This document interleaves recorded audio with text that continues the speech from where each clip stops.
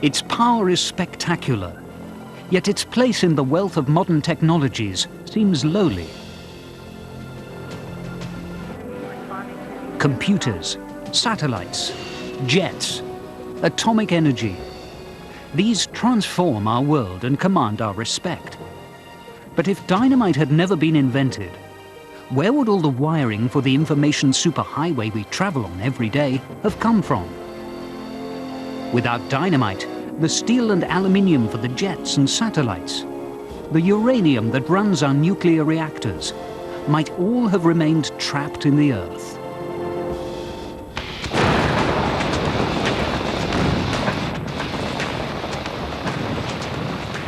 We rarely come into contact with dynamite, but when we do, it commands our attention.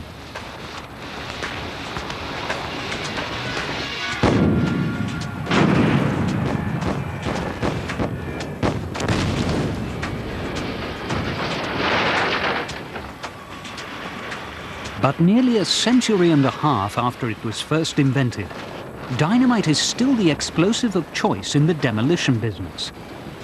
Just a few hundred well-placed sticks can topple a huge building with little danger of causing any peripheral damage. It's so tidy, dependable, and affordable.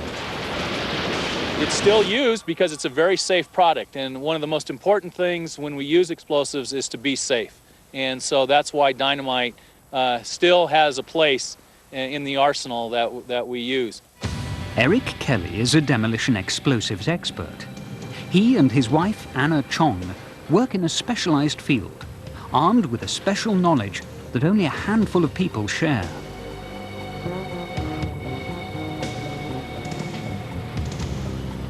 We must respect the explosives at all times, but we cannot be afraid of it.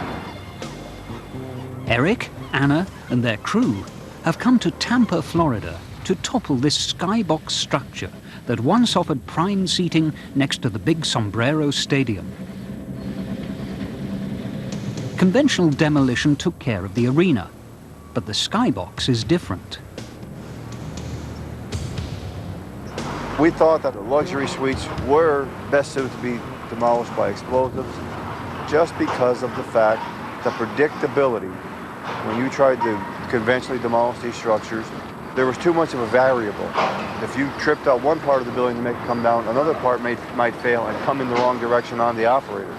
Under those considerations, explosives were chosen because it's the safest.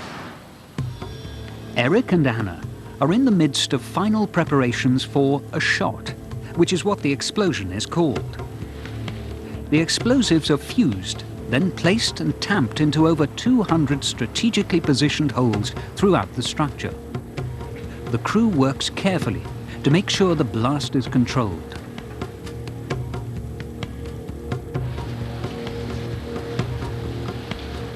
Safety is our #1 concern from the time that we step in on a project, and it must be at any time something that we think about at all times. Workers wrap chain link fencing and then heavy cloth around the areas that have been loaded with dynamite to stop debris flying out of the demolition area. Eric and Anna attend a last-minute final meeting to ensure the safety of the public and news helicopters. This kind of explosion makes good television. We can have our police helicopter up there and he can shoo away anybody that gets in the area.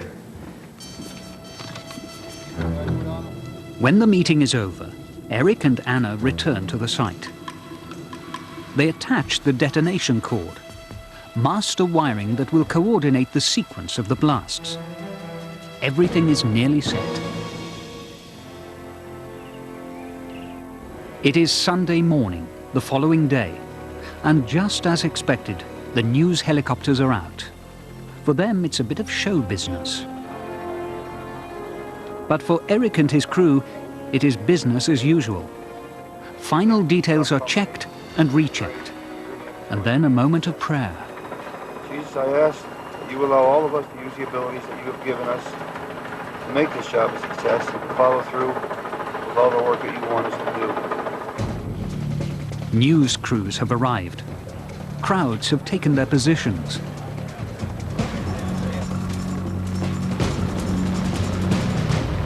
Five, four, three, two, one, fire in the hole.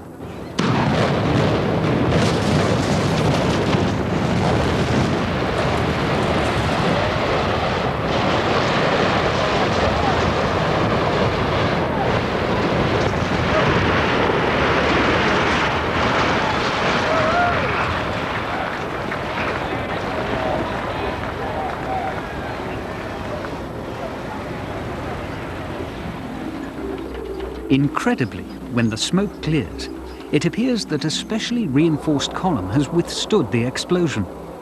Not for long. Weakened by the blasts, all it takes is a shove, and down it goes.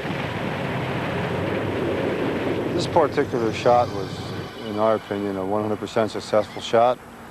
The entire structure's on the ground. We had no property or personnel damage. And the contractor and all the people were entertained, and they're happy, just like us. It was made possible by dynamite. How does it work?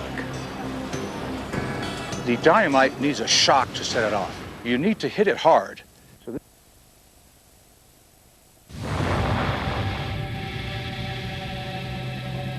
Though dynamite is no longer widely used, this explosive is nonetheless still utilized.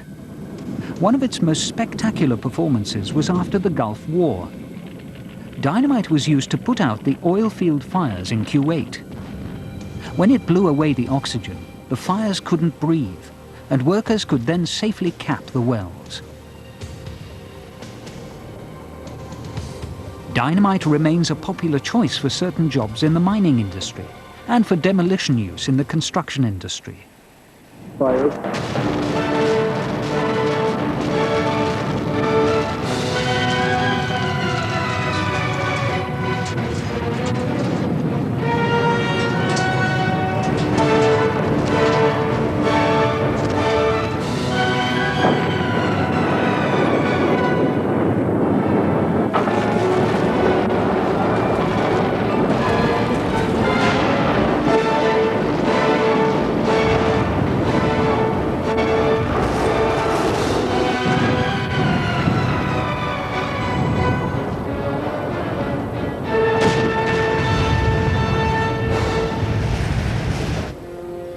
At New Mexico Tech, a highly specialized scientific environment is used to test new kinds of dynamite, as well as the next generation of explosives.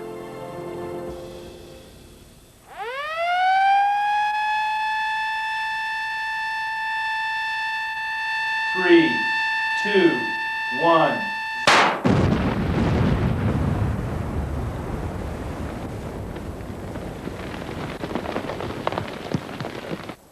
The Energetic Materials Research and Test Center, or EMRTC as we call it, is a research division of New Mexico Tech.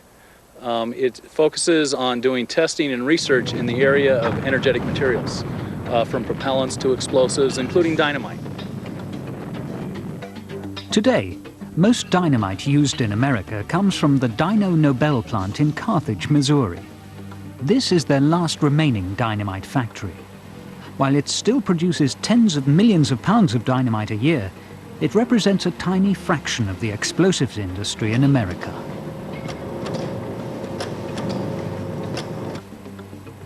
Dynamite's popularity began to wane during the 1950s, shortly after the successful introduction of ammonium nitrate explosives.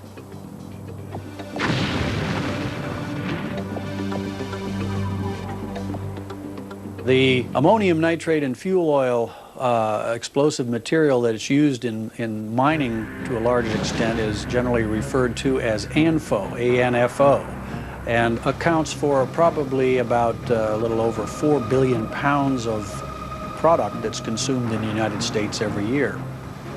ANFO costs about 18 pence a pound, while dynamite runs at about £1.20 a pound. In the mining industry, cost is everything. We have to produce an ore at the cheapest possible price, and so the price of the explosives really factors into what you use. But ANFO has other benefits too. What's nice about ammonium nitrate, it is not near as sensitive to shock as dynamite. So it was easier to handle, easier to store, safer to store.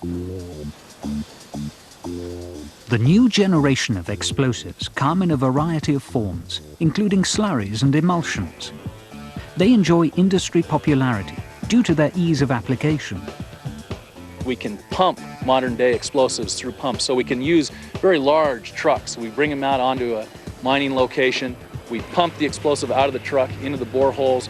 Can load like 200 kilograms per minute of explosives. So rather than putting in each individual stick, we can now pump it into the hole and do a tremendous amount of work in a very short period of time. Fire in a hole!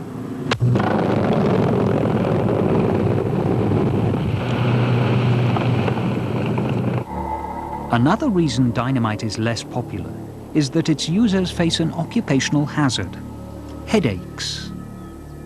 The headaches come from exposure and handling the dynamite itself. Nitroglycerin dilates the blood vessels. In the brain, that adds up to pressure and a pounding headache.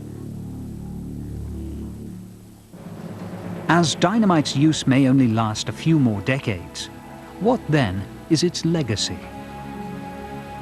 From a scientific standpoint, the greatest legacy that Nobel left us is the blasting cap, actually. Dynamite was very famous and made a tremendous amount of money, but the blasting cap is still in use today, almost in the same way that Nobel designed it over 100 years ago. Dynamite revolutionized the world, revolutionized the construction and mining industry, but we've moved on past dynamite. We still use Alfred Nobel's blasting caps.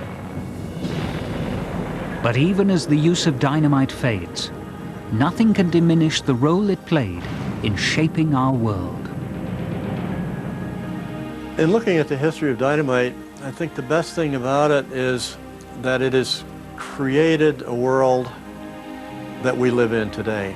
It's enabled us to have our tunnels, our roads, our harbors, our metals that we created our infrastructure with, the metals we created, our automobiles, our railroad trains, our railroad rail, and everything else that we use today. Without dynamite, we'd have a far different world than we have today.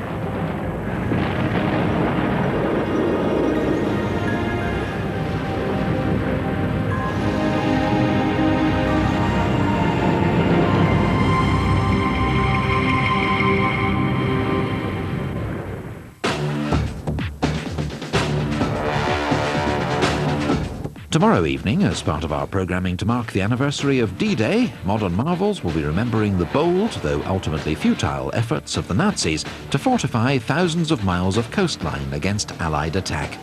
The Atlantic Wall, tomorrow at 9.